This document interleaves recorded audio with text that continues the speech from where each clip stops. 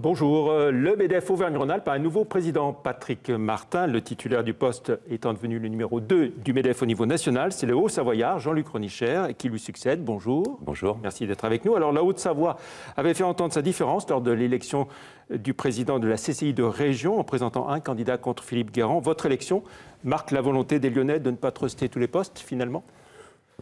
Il ne faut pas voir dans mon élection une position anti-lyonnaise, bien au contraire. Non, simplement, nous pensons, et c'était l'objet de ma campagne, que tous les territoires doivent être représentés. Il y a 12 départements en Auvergne-Rhône-Alpes.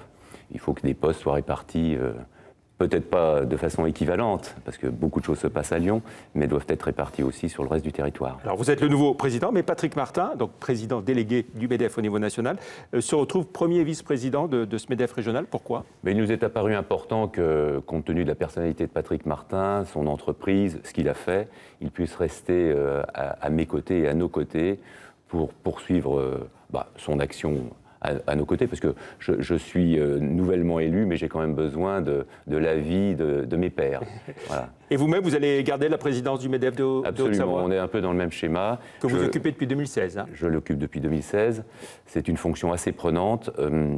C'est pas nécessairement compatible dans la durée, parce qu'il faut que je m'investisse complètement dans ma nouvelle mission, mais il nous est apparu aussi important pour ne pas déstabiliser un conseil qui fonctionne bien et une équipe qui fonctionne bien en Haute-Savoie, de conserver ce poste, en tout cas jusqu'à la fin de mon mandat en juin 2019. Alors Patrick Ronicher, vous êtes à la tête de 2 entreprises, une en Haute-Savoie, qui est plutôt dans les meubles métalliques, c'est ça, et puis une autre qui est aussi présente en dehors de la région. Dans les meubles métalliques, en réalité, c'est de la fabrication française de mobilier professionnel. Donc je dirige une entreprise industrielle qui fabrique des mobiliers professionnels, des casiers scolaires, des vestiaires, des armoires industrielles, pour le médical, pour les collectivités, pour le bureau, le tertiaire, et bien entendu pour l'industrie. Et donc cette entreprise fabrique ses mobiliers avec des normes techniques, environnementales, et 2 normes auxquelles je tiens particulièrement. Une labellisation RSE, responsabilité sociale et sociétale des entreprises, et puis le label Origine France Garantie. Alors, le prélèvement à la source va donc voir le jour le 1er janvier 2019. Les entreprises sont-elles prêtes pour cette nouvelle mission ? Non. Les grandes entreprises, certainement. Les plus petites, parce que je rebondis sur la question que vous me posez. MEDEF égale bien souvent dans l'esprit de nos concitoyens grandes entreprises et grands groupes. En réalité, le MEDEF, c'est 90% de PME, TPE, PME.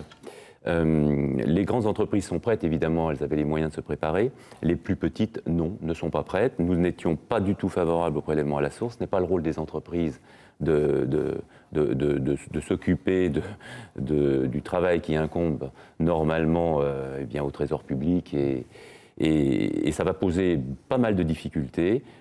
Pour ce qui est de la contemporanéité de l'impôt, nous préconisions la mensualisation obligatoire, de telle sorte qu'il n'y avait plus de décalage de trésorerie pour l'État. Voilà ce que je peux dire. Mais bon, on va se préparer. Maintenant que la loi que le président de la République a rendu ses derniers arbitrages, on va s'y préparer et pour être prêt au 1er janvier 2019. Vous le faites sur la TVA, donc vous le ferez aussi sur... Absolument, oui, c'est pas les seuls... Vous faites bien de le préciser, ce ne sont pas les seuls collectes que nous opérons.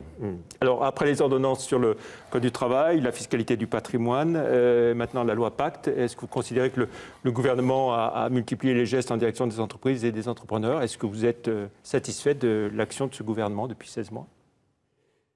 Alors, en direction des entreprises, encore une fois. En direction des entreprises. Si vous voulez, nous passons, et ça a été un peu le mot d'ordre de la nouvelle équipe qui a été élue au niveau national, et puis donc que je décline partiellement, nous ne sommes plus dans cette posture que nous avait conduite l'élection précédente, en 2012, cette posture d'un MEDEF de combat.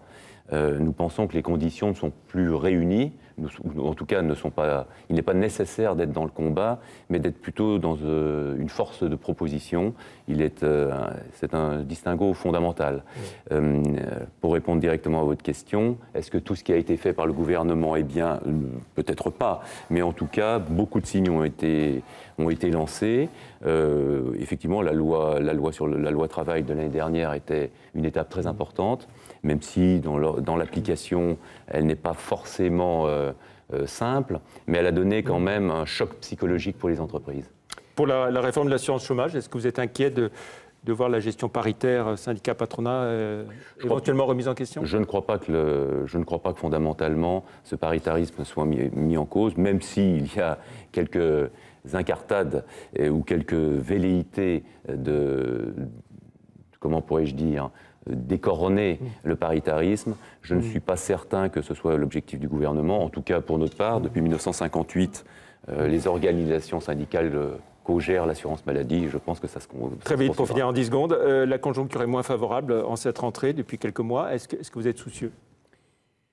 Je ne suis pas soucieux, mais je crois qu'il faut être vigilant. Pour ce qui est de notre région Auvergne-Rhône-Alpes, les indicateurs, eux, en revanche, sont plutôt au vert. Merci beaucoup, Joël Kronicher, d'être venu dans l'invité de la rédaction. Merci, au revoir. Merci à vous.